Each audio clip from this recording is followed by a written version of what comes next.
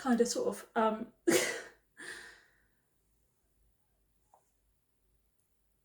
like I said before, I haven't been 100%. There's been a lot of issues with me lately, physically. Still not 100%. Getting there, almost, just about. Brain's still a bit kind of feeling a bit, but I needed to kind of get back to some degree of normality. um, when I was doing the research for this one, I must admit, it's not as in depth as I would have normally done, but I kind of needed to get back into it. So I did sort of basic kind of research for this one. I just thought, at least if I get something out, it will make me feel better. You know, and then it will help me get back into the swing of like everyday normal kind of routine. Because I have been out of routine a lot lately. So I needed to kind of just get back into it. So although this one isn't as in depth as I'd like it to have been, I needed to do it this way to just help me feel like I'm back at some point of normality. Yeah. Yeah, just had to be done this way, I think. Anyway, despite everything, a lot of people know something anyway about this one. It is on multiple sclerosis, so it's MS. It is quite widely known about anyway. A lot of people have heard of it. If nothing else, they've heard the name MS. I have got it. It's not completely uncommon. It's not rare. It's not something people have never heard of before. Which is why I don't feel quite so bad not doing like really in-depth stuff on this one. Kind of kept it to sort of surfacey stuff, which was fine by me. It just helped me just sort of feel like I'm back at some kind of real and I'm normal again, sort of, kind of. Anyway, okay.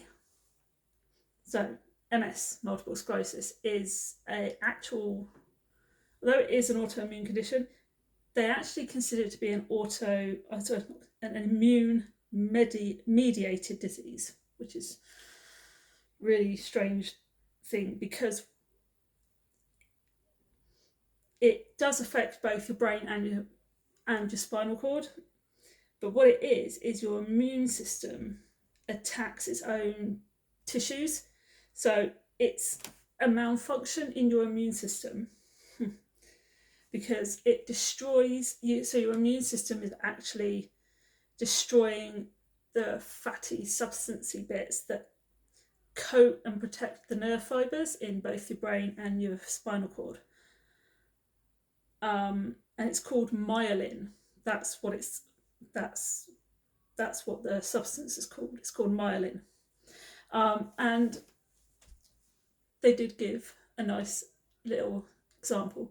Do you know on like electrical wiring that the coat around it, like the insulating coat around it, if that gets damaged, it has like it's like that, the insulating coat around any kind of electrical wiring. When you damage that, it exposes all the fibers inside, and it's exactly the same thing. So what it's doing with MS, that's exactly what it does. It takes away, it damages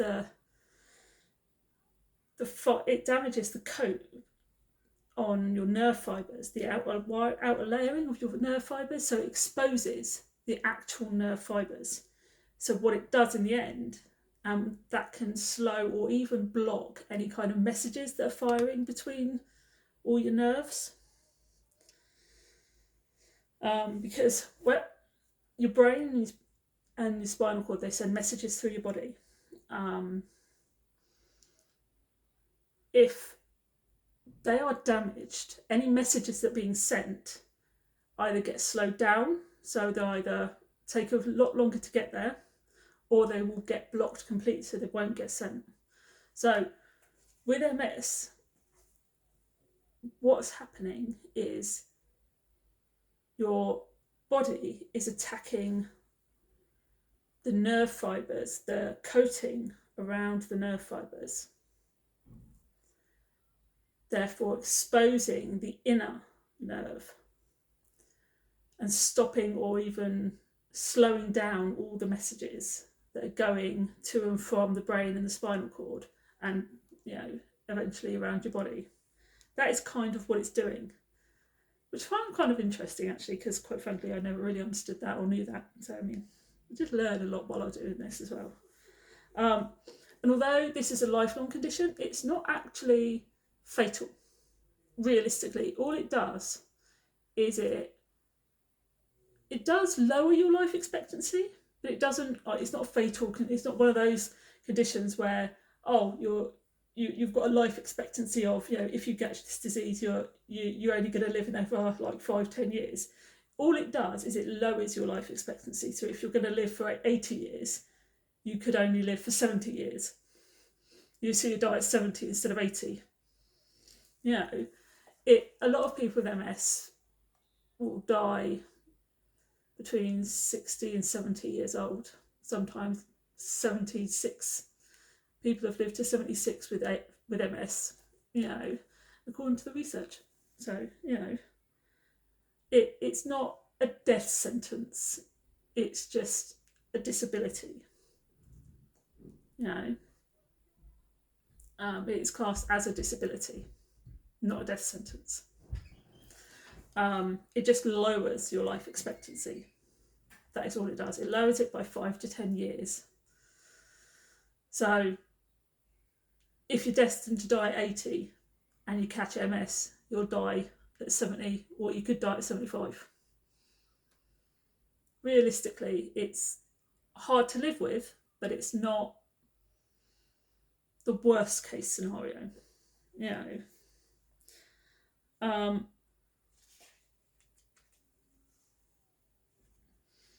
But it will affect more women than it does men. It just does. They don't know 100% exactly what caused it. They don't know if it is just genetics, or if it's an environmental thing, or if it's a combination of both of those. They found the risks. There are actual risks. There were a couple of risks that I sat there and looked at it and thought, really? Temperature? There was one of those risks that I looked at and I thought, the country of which you're born depending on your birth month. They really did go that far. And I looked at that and I thought, if you were born in a country where the temperature was a bit cooler, you're at greater risk.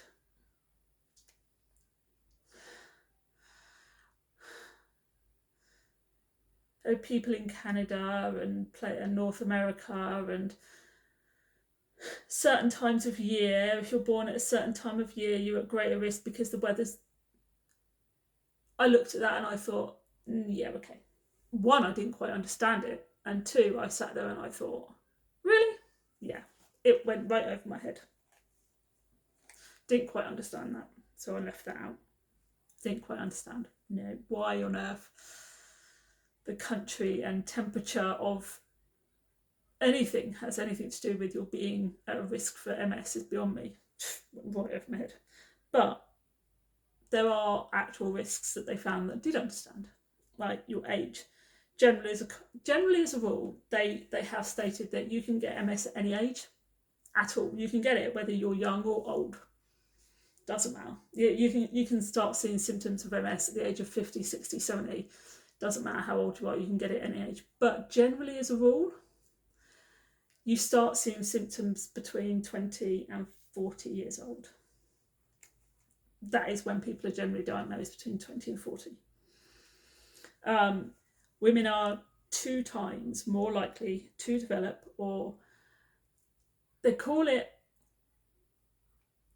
they have actual terms for it because of the way the disease progresses. There are remissions and whatever for it, but the way they are more likely to develop MS than men are.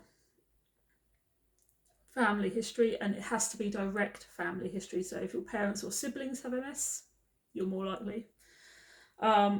Things like Epstein-Barr or other viruses, but they actually did name Epstein-Barr as a virus with a connection to MS, which I thought was kind of interesting. So yeah. Now, this I found it really interesting that they did put a whole, like, now I have an issue with the word race because we're all human beings, we're all one race. I prefer the term culture, but it's in there. So it is an absolute fact according to their research and according to scientifics and everything else. The absolute fact of the matter is, if you are Northern European white, you are at the highest risk of developing MS. And in recent studies, it's actually been found that if you are Black or Hispanic, you are also at high risk. But if you are African or Native American, the chances of you catching MS are extremely low. Don't come for me, it's a fact. That is absolute fact. I tried finding that elsewhere and I found it on a couple of other sites as well. I don't have my book. I gave that, as I say, my uncle asked for that one back. But I found out several other places. It's an absolute fact. I even went onto a scientific site to look for it. It's fact. There's no doubt in that. Okay, just don't come for it. Things like you're also things like, I did find this one interesting though. If you don't have a lot of sun exposure, or you have things like vitamin D deficiency, it also puts you at risk. So yeah, there are a lot of things that put you at risk, as well as things like in women as well. Generally in women, they said this specifically, that if a woman is specifically obese either in childhood or in adolescence, it's a teenager, she's at higher risk of developing MS as an adult. So although obesity is actually linked to MS in general, so if you are obese as an adult, you are at risk anyway. But if a woman is actually obese as a child or as an adolescent or both, she's at even greater risk for developing MS. And if you have this specific gene, there is a gene that they found in patients with MS. It's called chromosome 6p21. So if you actually do have that chromosome, that genetic chromosome thing, you actually are, the chances of you developing MS are much higher anyway, because that is actually linked to patients with MS. They found it in a lot of patients with MS, most patients with MS. I don't think they've tested every patient with MS for that chromosome, but you know. So yeah, they've actually found a chromosome that's associated with patients with MS. There could be more than one out there that they haven't found yet, but they're still doing a lot of research. There is still research going on with MS, so you never know, in the future there could be a lot more coming up.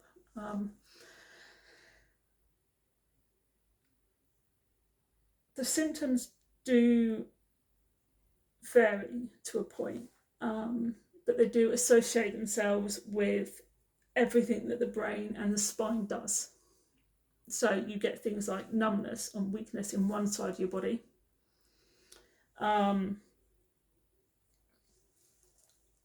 You can get things like tingling or electric shock sensations in your neck, but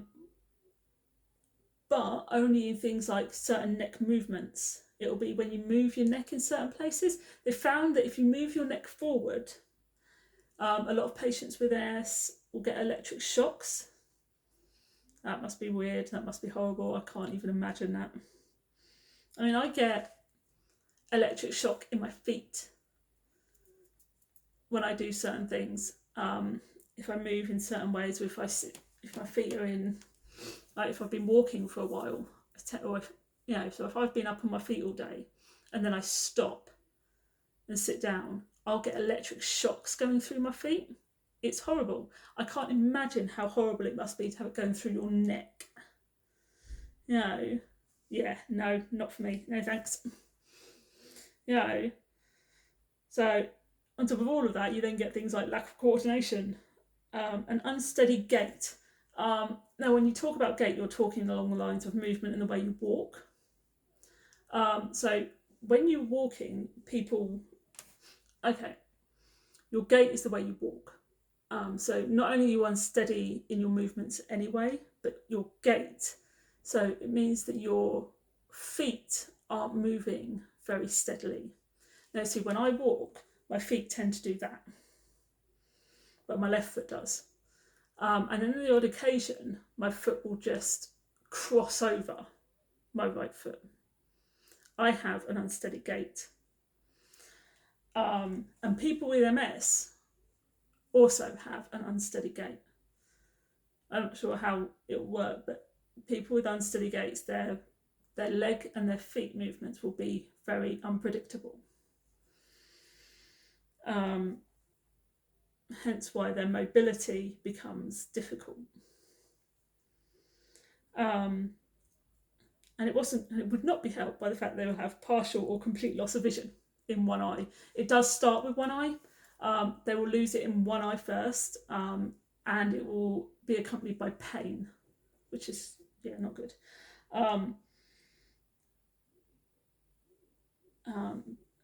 And the pain will be only when the eye moves. So every time your eye moves, it will hurt. So not only will you experience sort of vision loss, but every time your eye moves, it will hurt. And it will start in one eye and then move to the other. And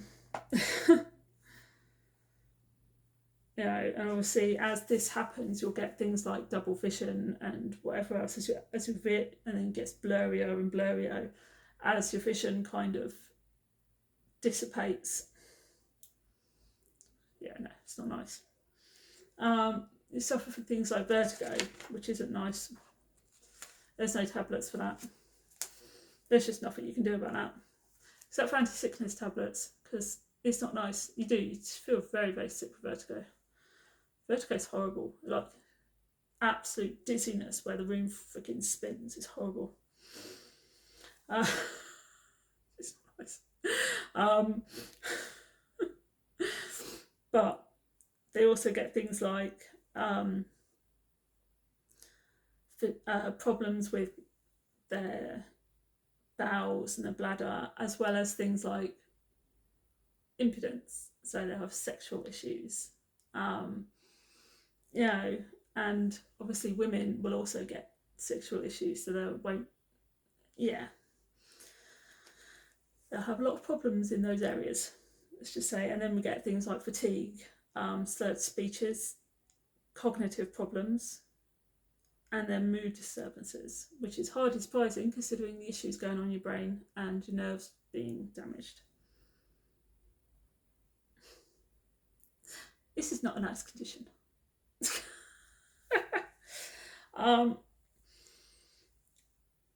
The one thing about this condition is there are two ways of looking at this condition. There's a condition, the way the MS works is if you have a primary progressive MS, it means that once you symptoms start, it will be a gradual progression of your symptoms. You won't have any relapses or any remissions. It will just be a steady progression of your symptoms as you go through the condition. Just steadily progress through the symptoms. Think about if that doesn't happen, what will happen? You will have what's classed as a secondary progressive MS, which is what most people have. And this happens as you have, as from when the symptoms start, it's a steady sort of 10 to 20 years of sort of relapses and remits of symptoms as new experience, new periods of symptoms of happen. You get developments of new symptoms. You get quiet periods as well. If you get this one, you get quiet periods of the disease, which can last months, even years, where you'll get nothing, no symptoms, no nothing, and then all of a sudden you'll have an onslaught of new symptoms. And and it's called a relapse. These periods are called remits and relapses, and it's where the disease kind of comes on, goes away, comes on, goes away, and when it does this, it must be quite really frustrating. But if your body does something and it just gets worse, and then you get a temperature, it's considered a pseudo relapse. Because what can happen with MS is you can end up getting really bad symptoms, as well as a temperature, a really high body temperature. Doctors do call this as a pseudo relapse. It's like your body's faking itself. It's faking a relapse. It's faking the symptoms.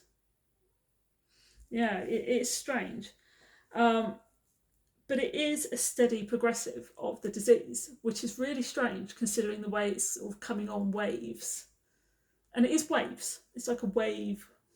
So 1 minute it's at its highest and you feel like crap. And the next minute it's slowing down and you're feeling a little better.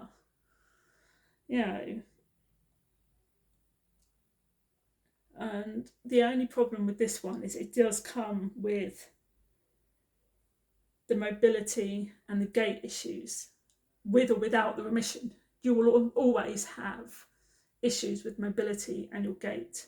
So you will never be free of mobility issues, regardless of how it works. But I did find that interesting, considering the fact that if you get the secondary progressive, you can get moments where you feel fairly good within yourself, where the symptoms kind of die down. And then all of a sudden they'll sort of flare back up. And then you'll have moments where they'll flare back up, give you a body temperature. And yet, when it does that, it's almost like it's faking the disease, which is really strange that it can do that. I mean, it never goes away. It never, in this condition, never disappears completely, and it never just leaves you alone. But there is no way to treat this. If you have any symptoms of this sort, go to the doctor. I forgot to write one. There is no way to treat this condition. There is no cure for this condition. There is no real way to treat it. They are doing a lot of research on how to treat MS. They are currently, it's ongoing research on how to treat this, because they don't know. They actually don't know how to treat MS. All they're actually doing at this point in time is steroid treatments when you go into relapses, and disease modifying therapies when needed. They actually can't do anything else. They don't know how to do anything else. There's nothing they can really do at this precise moment. They are stuck in a moment where treating this condition isn't something they really know how to do. So courses of steroids and drug modified, disease modified drugs and therapies, although help control the condition right now, they have no way of really treating it yet. So, yeah, it's interesting. Hopefully, now I feel, it's just, I do feel like I've missed something, but brain is not quite with it at the moment. Anyway, I'm going to go. I'll see you all later.